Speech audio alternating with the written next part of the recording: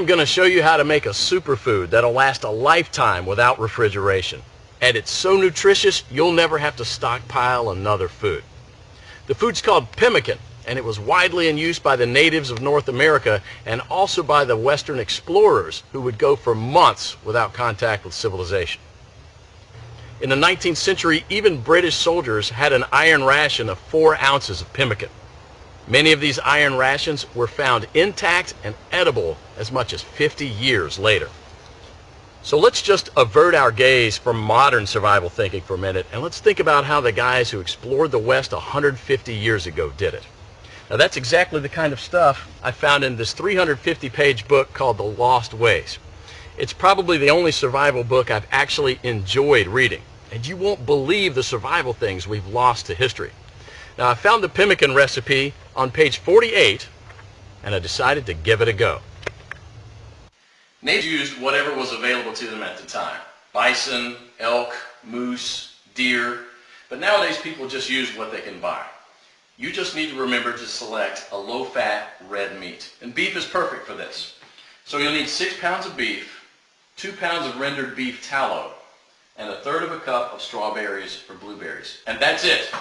Don't include nuts, seeds, vegetable oils, grains, beans, or dairy products of any kind. The first step is to dry the meat and blueberries. First, you need to slice the meat very thin. You can use a very sharp knife like this one, or you can keep the beef in the freezer a few hours before slicing it.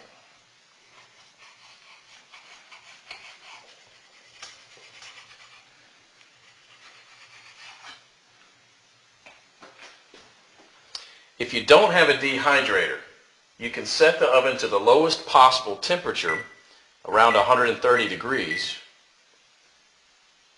and put the strips of meat directly on the rack.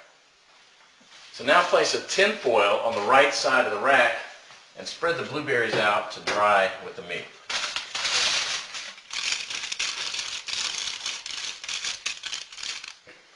Place the rack back inside and crack the oven door to prevent moisture buildup. Let this dry for about 15 hours or until it's crispy. 150 years ago, people dried their meat by building a wooden pyramid over a small fire and hanging the meat slices on that. After 15 hours, this is what you should get. Toss it in the food processor until it becomes a powder. Do the same with the blueberries. In the old days, they grind it with a rock to crush it into a powder. Generally, well-dried meat will weigh just slightly less than 1/3 of its raw weight. Therefore, 6 pounds of raw lean meat will yield about 2 pounds of thoroughly dehydrated meat. For our next step, we need to cut the fat into small pieces about a 1/2 inch square.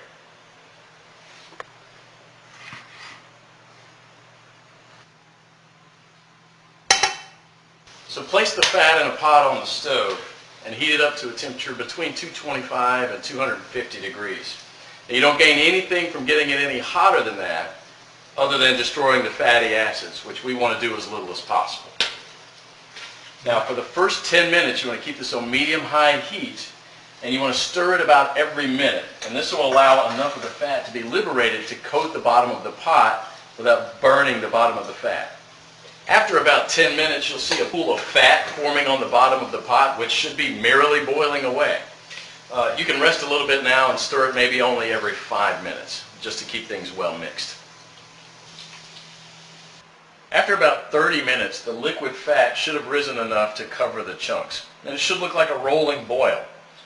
So as this liquid rises, you can go ahead and lower the temperature down to about 230. After about an hour, the major boiling action will have stopped, and there'll just be small bubbles rising from the fat. About 90% of the cracklings will be a chestnut brown in color. So use a strainer to separate these and set them aside with salt to enjoy as snacks later. They're really, really good. And if you don't like them or don't want to eat them, you can set them aside to cool for dog treats. So good.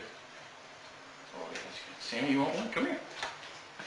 We now have to weigh the amount of ground meat and the amount of rendered animal fat. We have to have the same quantities, so you'll probably have to remove some of the excess fat. Place the remaining fat on the stove. Keep it about 120 degrees. Mix the shredded meat into the melted fat and stir it until it's well blended.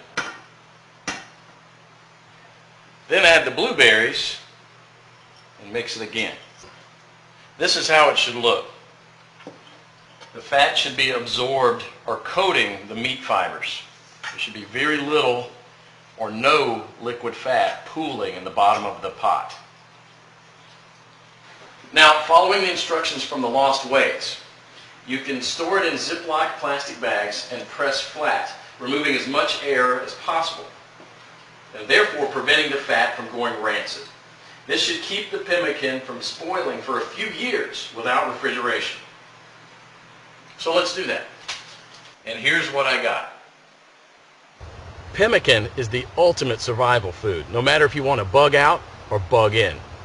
10 pounds of pemmican would supply food for 2 full weeks of camping activities at 3/4 of a pound per day, providing 2,200 calories. In survival mode, the same 10 pounds of pemmican would supply energy for almost a full month. This was just one awesome chapter in the Lost Ways, but you won't believe the survival skills we've lost to history. And that's what this book is all about, saving our forefathers' skills. I personally happen to know the man behind this book. Claude is an old-fashioned guy by any standard. He lives with his wife and 2 children in a log cabin he had personally built, cooks outside on an open flame in a cauldron most of the time, and all of his clothes are handmade. He has a 150-square-foot root cellar stuffed with all sorts of homemade canned foods and goods, and he raises cows, sheep, and chickens. I thought several times to myself that this guy will never be troubled by any crisis, because the SHTF we all prep for is what folks 150 years ago called daily life. No electrical power, no refrigerators, no internet, no computers, no TV, no hyperactive law enforcement, and no Safeway or Walmart. They got things done, or else we wouldn't be here.